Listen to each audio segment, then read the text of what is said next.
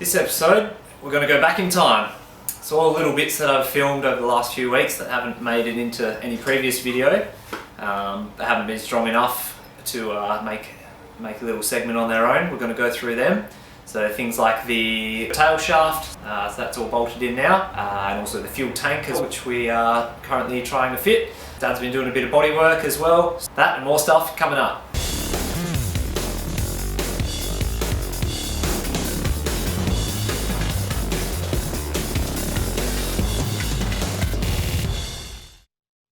One of the other advantages of having a wreck to source your parts from is we have a tail shaft.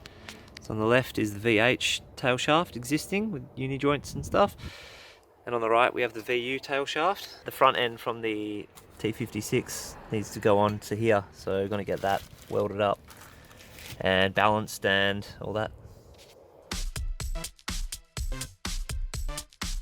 So I got the tail shaft back, customized tail shaft. So what they had to do was cut this off the existing shaft and put a new end on. Now I was going to use this off the T56, which came with the VU, using this donut, but he said if your angles aren't 100% straight, then this is going to, give a bit of flex and it's going to make everything crooked, and it's not going to be right. So he's like, yeah, it's better to put another uni joint on here. He said he couldn't use this piece anyway, he had to give us another one. Yeah, so that's on there, ready to go. And also got some new uni joints for the back there.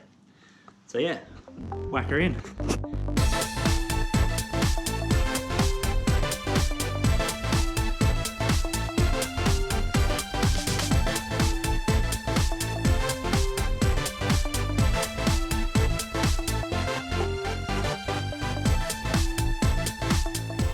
Hey Dad, what are you doing down there?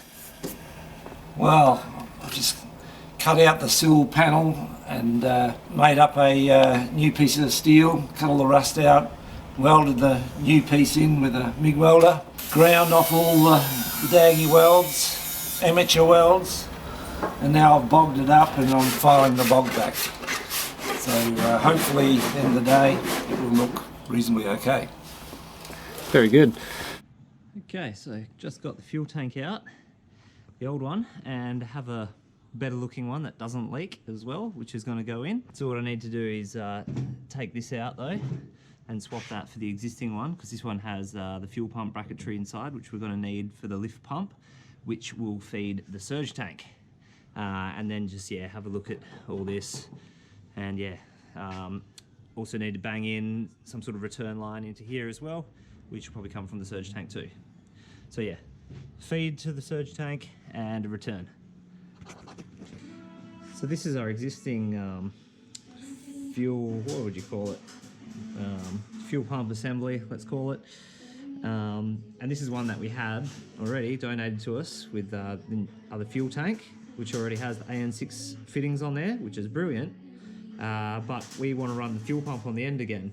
And considering there's no electrical stuff on this one, what I'm going to do is I've just taken out the old electrical fitting which plugs into here, which looks like this, and it has some sort of weird clip thing on the back like that, helping it stay in. So I'm going to drill a hole, put that in, and yeah, hopefully it's all sweet, don't have to buy any more fittings. So yeah, we've got some nice AN lines now to screw straight onto, and I don't need to buy any extra fittings that go onto the original fuel pump assembly. So yeah, we've got the Raceworks pump on there as well, and the fuel sock from the old one, a few cable ties, but hopefully they don't degrade too quickly. So yeah, this is just the lift pump anyway.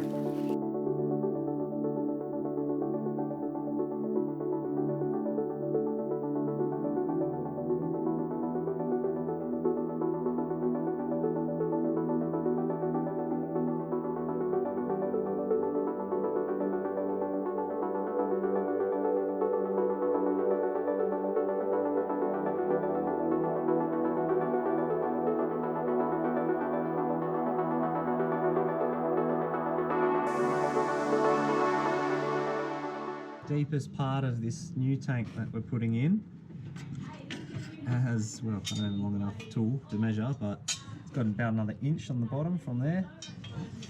And if we look at the original tank, the same spot miles away.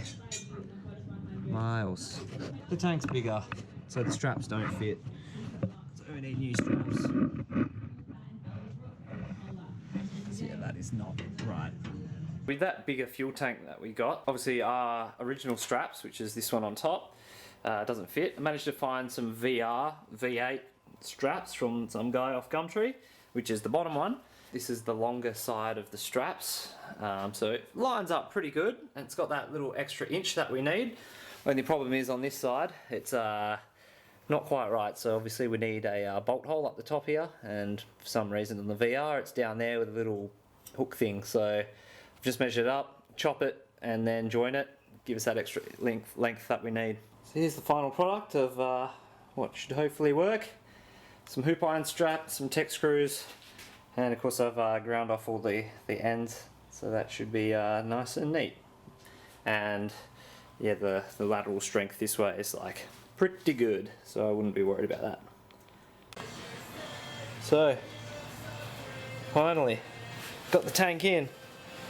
That was hard. And the this little bugger here was like a completely stripped thread, so I had to drill out the whole bolt and put another one in. As for the tank extension, bear with me. Yeah, so some hoop iron strap. Managed to join the other strap that we got up there, and yeah, it sort of all worked alright, and that should be strong enough to hold it. And the other strap on that side, that was just fine. So just quickly, we're inside the wheel arch here. This is the top of the fuel tank, so I've connected up to the AN fitting here and run some more line, and then that's the fuel entry and return from where the old fuel pump sits. So one of these hoses, if I just pan up a little bit, is actually just capped off because I don't think we need it, which is this one here, the near side. And the one on the far side is send, which goes up there through the floor into the surge tank. So here's the coils, and here's an issue. This coil won't fit in the factory spot. So what I've done is I'm going to mount it like that, just on the one hole down below. So that kind of means I'm going to need a longer spark plug lead. So this is the one that came with it, and this is one that I've bought from Super Cheap, which is, you know, an inch longer, which is exactly what I need. Only problem is the ends are different. So that's the one that goes on there. And we have a look at the Super Cheap one. It's like made for an old style distributor. So the idea is hopefully I can crimp this one down to suit, and yeah, that might get us by. I'll probably have to get a custom lead made up because it seems like you just can't buy one singly, so that sucks. So a little bit of crimp down with some needle nose pliers, and I reckon it's good to go. Had a quick test on here. Seems like it wants to go on nice and tight.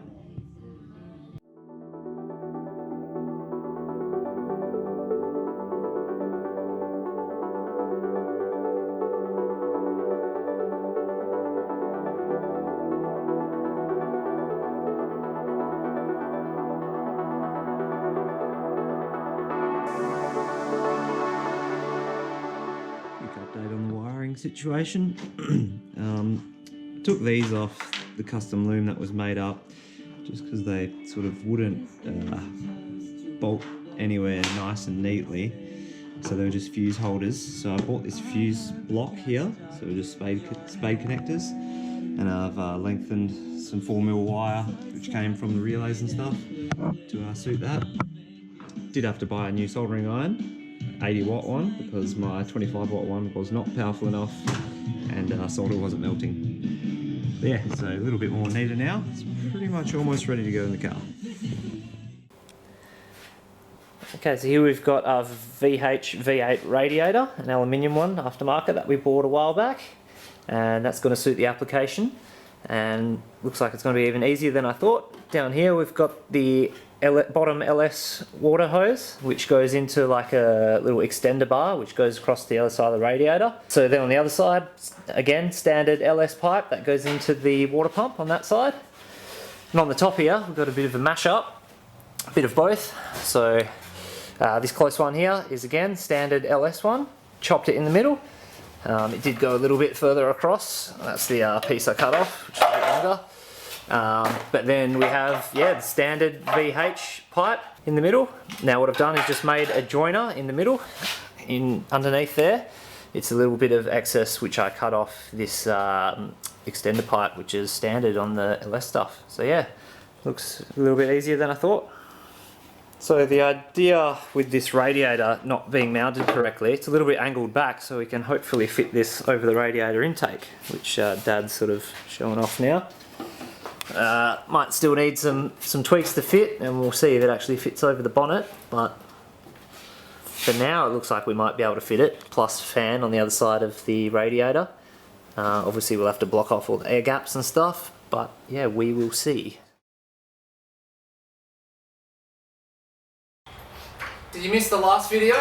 Check it out here. Or, we're getting towards the pointy end, so keep up to date with all the latest video releases by subscribing, by clicking here, or even underneath the screen. What about leaving a comment? Did I do something right? Or something wrong? Is there better parts I should have used? Or do you know another way of doing it? Let us know in the comments down below.